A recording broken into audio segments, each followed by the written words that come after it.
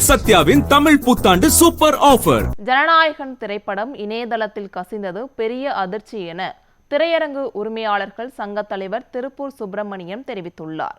திருப்பூரில் செய்தியாளர்களுக்கு பேட்டியளித்த அவர், தயாரிப்பாளர்களுக்கு 400 முதல் 500 கோடி ரூபாய் இழப்பு ஏற்படும் என கூறினார். ஜனநாயகன் இந்த மாதிரி இல்லீகலா வந்திருக்கிறது மிகப்பெரிய பேர் அதிர்ச்சி தமிழ் சினிமா உலகத்துக்கு. என்ன காரணம்னா, இந்த 2026 ஒரு பெரிய படமா நாங்கள் எல்லாரும் அதை எதிர்பார்த்த திரையரங்க உரிமையாளர்கள்.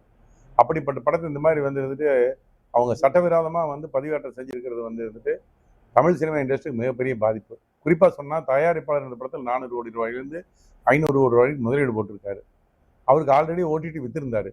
அவங்க படம் ரிலீஸ் போஸ்ட்போன் பண்ணோன்னே அதை கேன்சல் பண்ணாங்க. இப்ப திருப்பி நெகோசியேஷன் பண்ணிட்டு இருக்கிற காலத்துல இந்த மாதிரி படங்கள் வரும்போது அவங்க டோட்டலா பேக் அடிச்சிருவாங்க.